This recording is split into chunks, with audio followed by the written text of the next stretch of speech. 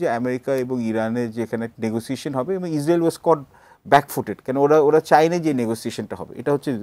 কিন্তু প্রবলেম হচ্ছে কি, Trump believes in transactional diplomacy এবং সে কোনো একটা জায়গায় স্থিতি থাকে না, স্থিতিশীলতা নাই। তো সে কিন্তু তার কথাও পাল্টাতে থাকে এবং তার সাথে সাথে আরও হার্মফুল আমেরিকার পলিসি চেঞ্জ করতে থাকে। কিন্তু একটা ব্যাপারে আমরা সবাই এখানে মোটামুটি একমত যে যুক্তরাষ্ট্রে যে এখানে সিকিউরিটি এস্টাবলিশমেন্ট আছে, তারা তেহরানের যে বর্তমান যে এখানে হচ্ছে যে কাউন্সিল অফ এক্সপার্টস দ্বারা চালিত যে এই যে একটা ডিসপেন্সেশন, ওরা কিন্তু ওইখানে হচ্ছে ওরা অনেকবার ওখানে চেষ্টা করেছে প্রত্যক্ষভাবে পরোক্ষভাবে গ্রিন রেভলিউশন বা ইত্যাদি দিয়ে, যে ওখানে হচ্ছে ইরানের হচ্ছে রেজিমটা কোল্যাপস করুক এবং তার জন্য স্যাংশনসও দিয়ে রেখেছে যাতে ইরানের হচ্ছে যে নিউক্লিয়ার আর্মস বা এখানে হচ্ছে নিউক্লিয়ার ওয়েপন্স যাতে কোনোদিন অ্যাকোয়ার না করতে পারে। তবুও হচ্ছে ইরান হচ্ছে has found ways of surviving, রাশিয়ার সাথে ডিপেন্ডেন্স করা, চায়নাকে এখন হচ্ছে চায়না হচ্ছে সবচেয়ে বড় হচ্ছে যে তেল ওরা সরবরাহ করে। তো এবং ভারতের সাথেও কিন্তু ওদের কিন্তু একটা বড় একটা ভালো একটা অর্থনৈতিক সম্পর্ক ছিল অ্যাজ অফ নাও।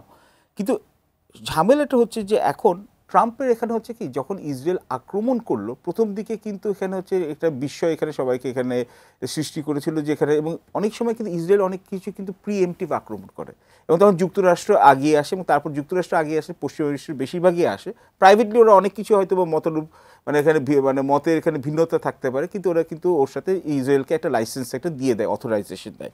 এবং দেখুন এখন বলতে গেলে যে আমি এখানে উনি বলছিলেন এখানে ভাই, তো আমি এখানে কথাটা যাই, এটা হচ্ছে এবং এটা অনেকে বলবেন যে উনি না ইরানে ছিলেন, উনি খুব মানে হিয়ার বিন একটা বায়াস প্রত্যেকের থাকে।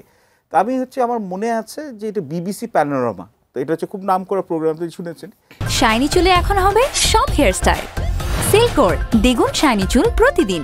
তো এটা হচ্ছে যে প্রেসিডেন্ট বিল ক্লিন্টনের শেষে, এটা হচ্ছে জর্জ ডব্লিউ বুশ জুনিয়রের সময় তখন আসে। তো আমেরিকান এন্টারপ্রাইজ ইনস্টিটিউট AEI, একটা কনজারভেটিভ থিঙ্ক ট্যাঙ্ক, বেশ ইনফ্লুয়েন্সিয়াল, হেরিটেজ ব্রুকিংস এর মধ্যে AEI আছে।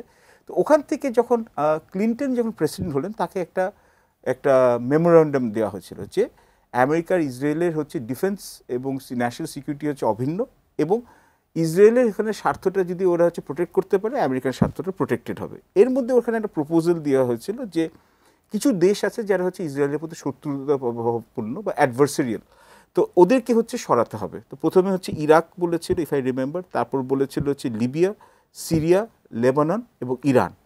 কিন্তু ওইটা তখনকার দিনে যে এখানকার যে এখানে বিল ক্লিন্টনের যে অ্যাডভাইজাররা ছিলেন, টু রিস্কি বলে রিজেক্ট করা হয়েছে। কিন্তু এখন দেখেন আপনি কি হয়েছে, ইরাকে সাদ্দাম হোসেন নাই, আপনি যদি দেখেন হচ্ছে লিবিয়াতে মোহাম্মদ গাদ্দাফি নাই, লেবাননে হচ্ছে হেজবুল্লাহর যে এখানে যে কন্ট্রোলটা ছিল এটা অনেক অংশে কমে গেছে, এবং নাসরাল্লাহ তো মারাও গেছেন এখানে ইসরায়েলি আক্রমণে। তারপর হচ্ছে আপনি দেখেন সিরিয়াতে এখানে হচ্ছে আলাউইতের যে এখানে মাইনরিটি যে একটা গভর্নমেন্ট ছিল বাশার আল আসাদ, এটা সরে গেছে, এবং ইয়েমেনে হুতিদের উপরে যেটা ইরানের সাথে একটা সম্পৃক্ততা আছে, ওটার উপর কিন্তু ক্রমাগত কিন্তু হচ্ছে সৌদি আরবিয়া, UAE এবং হচ্ছে যুক্তরাষ্ট্র কিন্তু এখানে এবং যুক্তরাজ্য কিন্তু এখানে সামরিক অভিযান অব্যাহত আছে।